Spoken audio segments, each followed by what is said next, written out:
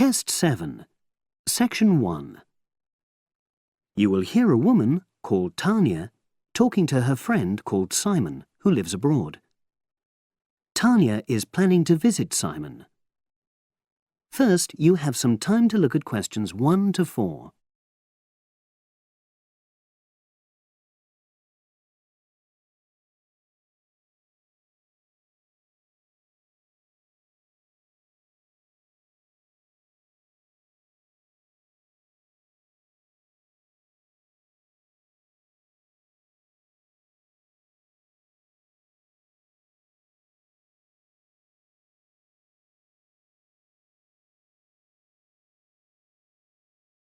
You will see that there is an example which has been done for you.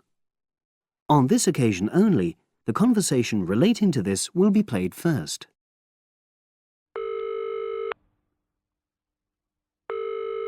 Hello? Hi, is that Tanya? Yes, Simon. Lovely to hear you. How are you? Very well, and we're so looking forward to seeing you. So am I. Now, I don't have a lot of time, I'm afraid, so I wanted to make sure we've got all your details. Have you confirmed your flights? Yes, I'm definitely coming on the 22nd of June. Excellent. Have you got your flight number? Not with me, I'm afraid, but I promise I'll email it. Tanya promises to send her flight number. So, flight number has been written in the space. Now we shall begin. You should answer the questions as you listen, because you will not hear the recording a second time. Listen carefully and answer questions 1 to 4.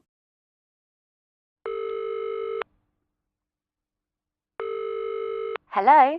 Hi, is that Tanya?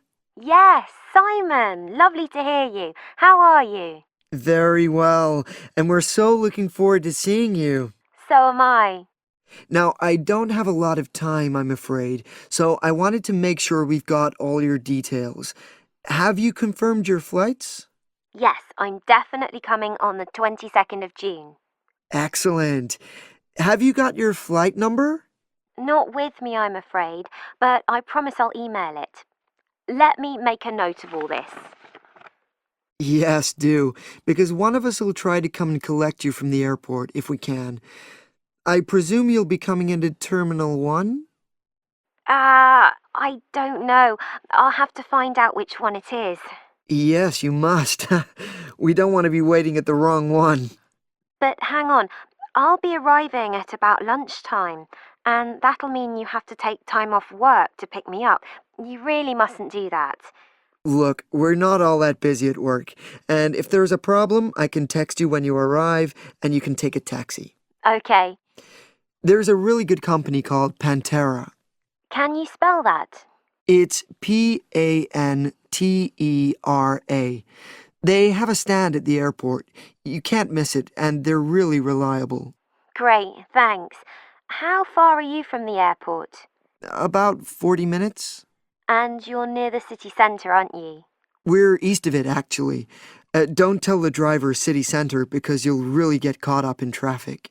Okay, and I'll make sure I carry your address with me. Now, have you got my mobile, cell phone number? Yes, you sent it last month. But I tell you what, I don't think I've got yours. I'd better have it now, just in case. Okay, and I changed it recently anyway. Ready? It's 07765 328 411. Before you hear the rest of the conversation, you have some time to look at questions 5 to 10.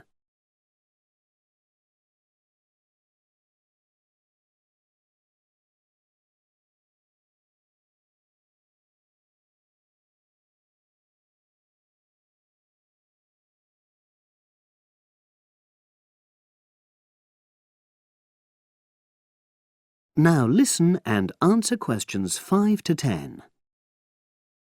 Thanks. Now, what should I pack? Well, all the usual, casual clothes mainly. Though you'd better bring an evening dress. We'll be having at least one fancy dinner in a hotel restaurant. Okay, now, when you're coming, unfortunately, the weather is not going to be brilliant. I know, it's the rainy season. I'm bringing an umbrella. Ah, we have tons of those, so don't pack one. But pack a raincoat, a good one, 'cause we'll try and get out for plenty of hikes. Okay, sure. Sounds super. Just what I love. And I'd better remember to pack my sturdy walking shoes. Excellent idea. It's pretty rugged round here, so they have to be tough. I can imagine. I'm so looking forward to getting out. Oh, Simon, before I forget, you recommended I read a book about your area. Yeah, What was the name again? I'd like to read it to get an idea of the history, etc. it's called Mountain Lives, and it's... Hang on, I'm just writing it down. Okay, and it's by Rex Campbell. great. I'll try and get hold of that. Well worth it. Now, the really important things are gifts. Oh, don't worry about that. Just bring yourself. I know, but I'd like to get something for your parents. What about Janice? I know she loves English tea. Oh, that's very kind, but she's not drinking so much of that these days. But she'd love some chocolate. You know her favorite. Oh, yes, that'd be nice. I'll do that.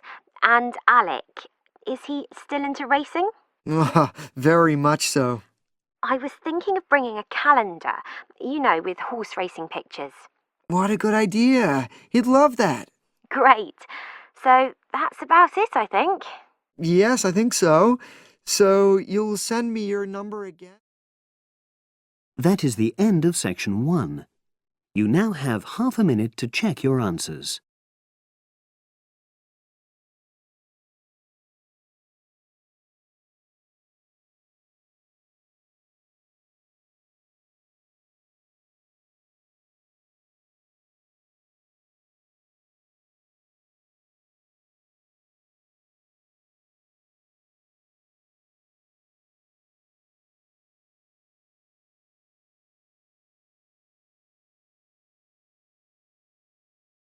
Now turn to section 2.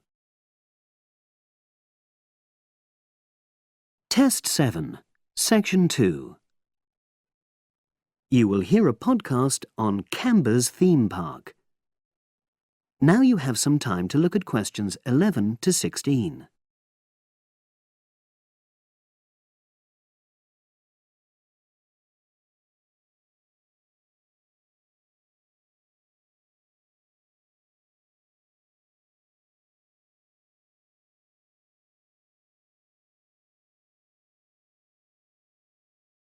Now listen and answer questions 11 to 16.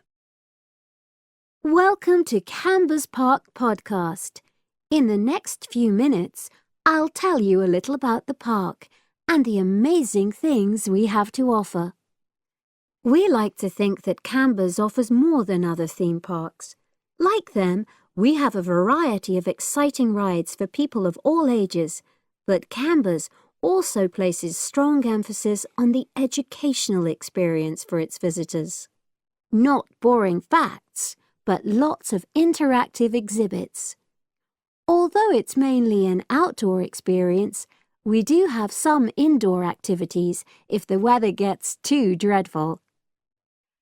The park's got a lovely, well-established feel, set in 80 acres of beautiful countryside, about 3 miles south of the tourist resort of Dulchester. The park was set up in 1997 by the Canberra family, but then taken over by new owners in 2004, who have maintained the original vision of the Canberras. It has lots of old trees, hundreds of flower beds, and a gorgeous lake. Canberra's has over 45 different rides, exhibits, and arcades. All but one of these is free once you've paid your entrance fee. We charge a small fee for our newest ride to reduce the length of the queues. You don't pay anything for parking. A family ticket for a family of 4 works out at about £8 per person, which is amazing value. Full details of current prices are shown on our website, along with full details of rides, etc., and directions for getting to us. We also have a number of special offers. For example, if you live locally, why not join our Adventurers Club, which entitles you to 50% off ticket prices all year round, and a special lane for all rides and exhibits, which means you don't have to wait to get into any part of the park. See the Offers tab on the website. We've recently added a number of new exhibits to the park, and we're particularly proud of our Future Farm Zone, which houses over 20 different species of animals, from chipmunks to dairy cows. The emphasis is on getting near to the animals. All of them can be petted, and you can buy food for feeding the animals. Many of our younger visitors say that this is the high point of their visit. And speaking of food, don't let the animals have all the fun. We have a total of 7 different catering outlets on the site. We're open 10 to 5:30 all year round, and cold drinks and snacks can be bought at any time during opening hours. And hot food is available most of the day in the Hungry Horse Cafe from 11 until 5, just half an hour before closing time. Now you have some time to look at questions 17 to 20.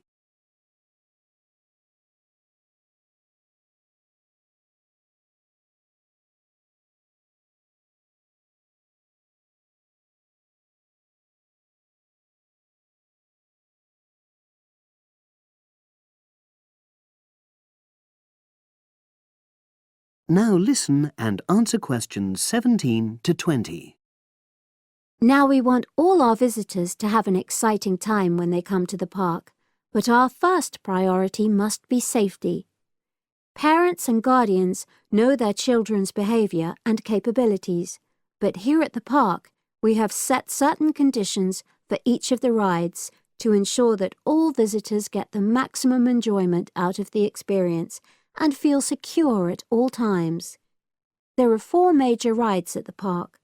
Our newest ride is the River Adventure, which is designed to reproduce the experience of whitewater rafting. No amount of protective clothing would make any difference, so only go on this ride if you're prepared to get wet. Children under 8 can go on this ride, but all under 16s must have an adult with them. Not all of our rides are designed for thrills and spills. Our Jungle Gym roller coaster is a gentler version of the classic Loop-the-Loop, specially created for whole family enjoyment, from the smallest children to elderly grandparents, suitable for all levels of disability and health conditions. Carriages have comfortable seating for up to 8 people with safety belts for each passenger, which must be worn at all times.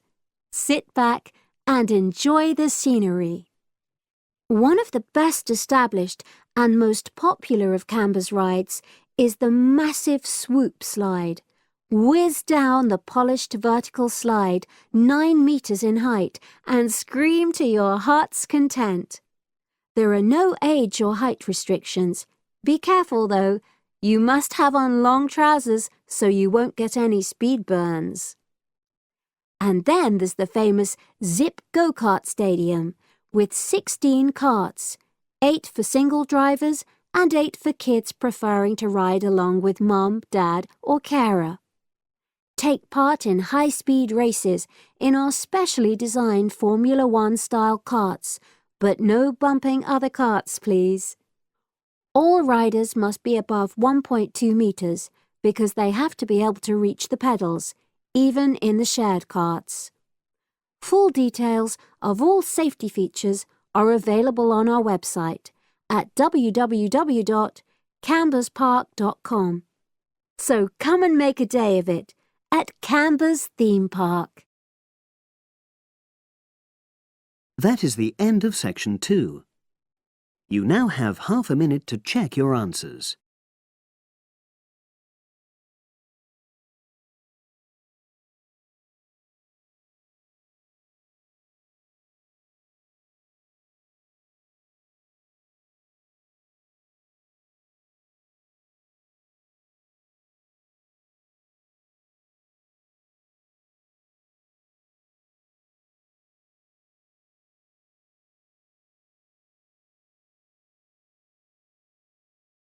Now turn to Section 3. Test 7, Section 3. You will hear two business studies students discussing a presentation they'll do on an article on working effectively in groups. First, you have some time to look at questions 21 to 26.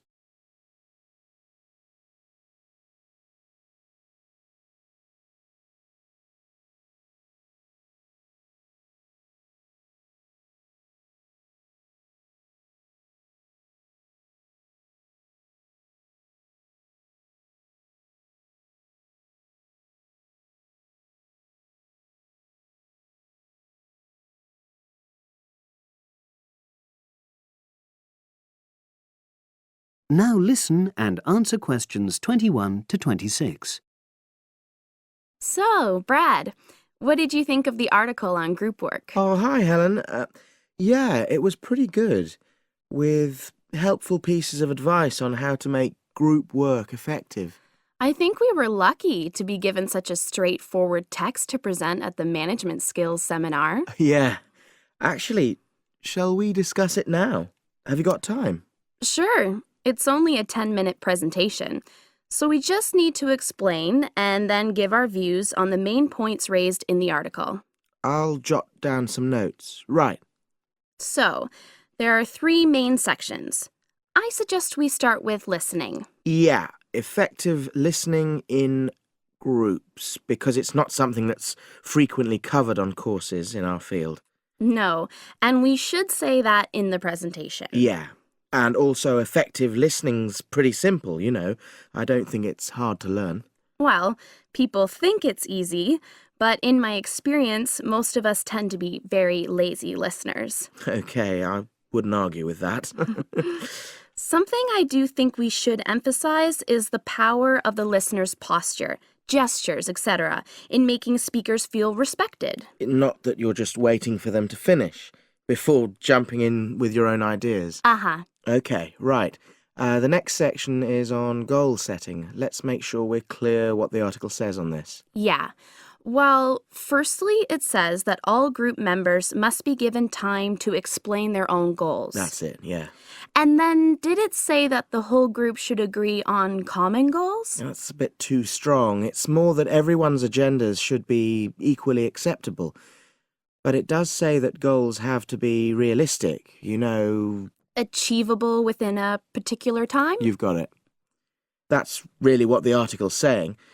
There isn't really any point in having ideals if group members know they won't come to anything within a reasonable period. So, I think a summary covering those points will be enough for that part of the presentation, don't you? Yeah. Now, the last section is about conflict resolution. Actually, I thought it was the worst part of the article. Me too. I don't think it went into sufficient detail on the issue. Actually, I thought it devoted too much space to it, but that it was all rather boring, you know? It didn't mention some of the more radical theories. Absolutely.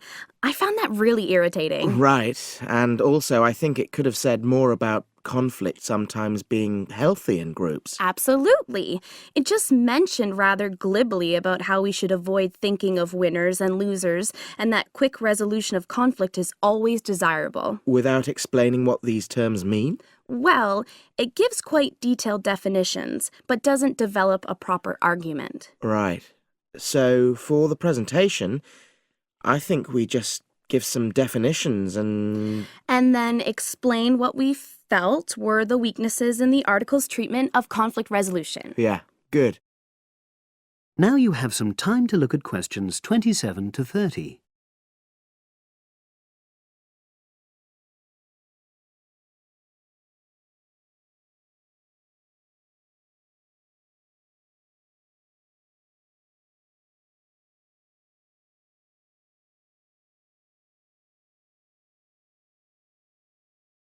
Now listen and answer questions 27 to 30. So, let's think about what we have to prepare for the actual presentation. Well, I suppose we'll use PowerPoint. but I'm hopeless at using it, especially if it has any visuals. I really have to look into doing a course on it because I know I'll need it in the future. Don't worry, I'm quite happy using PowerPoint, and I'll put it together when everything else is ready. That's a relief. But yes, do that later. Okay. Now, I heard the tutor saying we have to include some well-chosen quotations from the article. I'm not sure if we do. I'll email him to find out. No need, I can just have a look at the specs he gave us when he set the task. That'll be quicker. But the tutor definitely said we have to prepare a handout to go with the talk. I'm not really sure how we do that. Sarah did one last year. Who's she? She's doing the same option as me on marketing. I'll ask her advice on what to include. Great. So that just leaves the bibliography at the end. I suppose it'll mainly be articles. Yeah. So we'll just look on the web, and we can leave that till later. But we've been advised against that. Well, we could have a look through some journals in the library. I think we should start by looking through module handbooks. I think that'll give us some good leads. Yeah, you're probably right. So that's all the topics. That is the end of section 3. You now have half a minute to check your answers.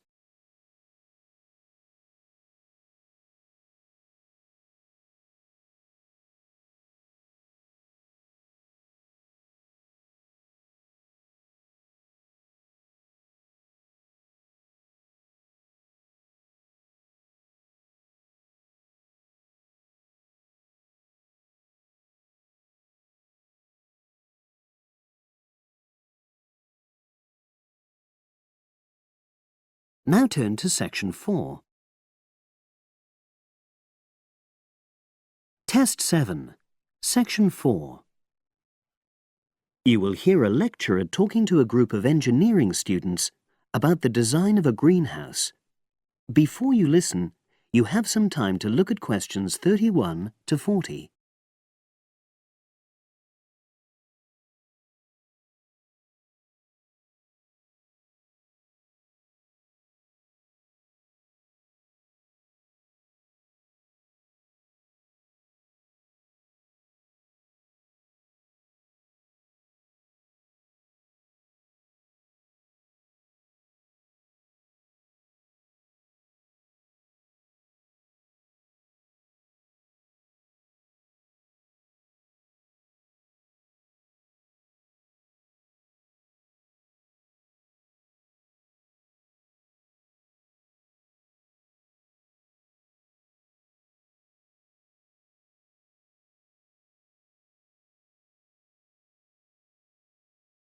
Now listen and answer questions 31 to 40.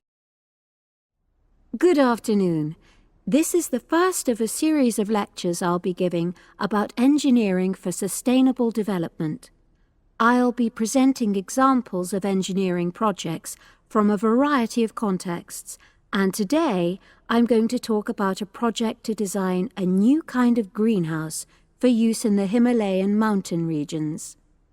First of all, I'll tell you about the problem which was the context for this project.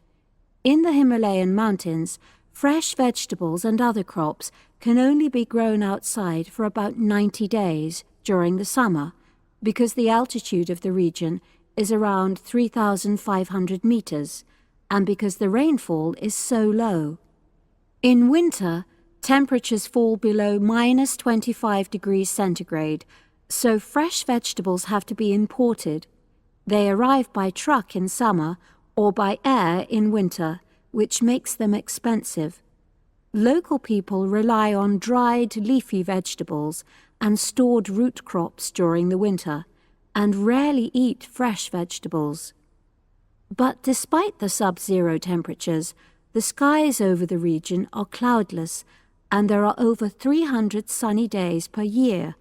So, an engineering solution was needed to exploit the sun's energy and protect locally produced plants from freezing during winter.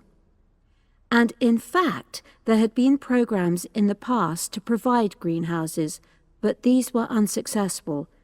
The greenhouses weren't adapted for local conditions, so they tended to fall into disuse. So, a few years ago, a project was initiated to design a better greenhouse, one which would meet the criteria for sustainability.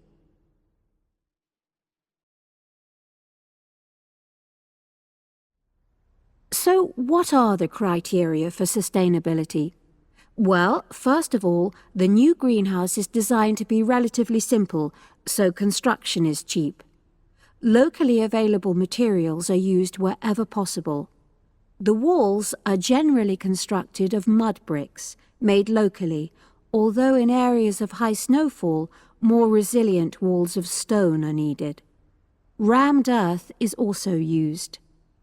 The main roof is generally made from locally available poplar wood, with water-resistant local grass for the covering. In addition, the construction and maintenance of the greenhouse is done by local craftsmen, so local stonemasons are employed to build the greenhouse walls, and specialized training is provided for them wherever necessary. Then, the greenhouse is designed to run on solar power alone. There's no supplementary heating. And lastly, families are selected to own one of the new greenhouses with great care. They have to have a site which is suitable for constructing it on. They also have to be keen to make a success of using it, and also to share the produce with the wider community through sale or barter. Potential owners are taken to see existing greenhouses before they make a final decision about having one. So, those are the features which make the project sustainable. And now, I'll briefly describe the design of the greenhouse. The greenhouses are orientated very carefully along an east-west axis, so that there's a long south-facing side. The transparent cover on the south-facing side is made from a heavy-duty polythene, which should last for at least 5 years. On the inside of the greenhouse, the walls are painted. The rear and west-facing walls are black to improve heat absorption, but the east-facing wall is white to reflect the morning sunlight onto the crops inside. Finally, there's a door in the wall at one end, and vents are incorporated into the roof, the door, and the wall at the other end to enable control of humidity and prevent overheating. I'll turn now to the benefits which have resulted from the introduction of these new greenhouses. These benefits are of various kinds, but for now, I'll just mention the social benefits. First of all, people who own a greenhouse gain social standing in their communities because they provide vegetables for the wider community, for regular consumption as well as for festivals, and they also earn income. Secondly, because in rural areas it is women who usually grow the food, the greenhouses have increased their opportunities. They bring the benefits of improved nutrition and increased family income from the sale of surplus produce.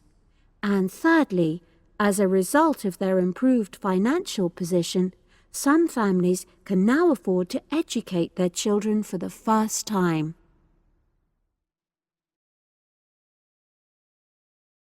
That is the end of section 4. You now have half a minute to check your answers.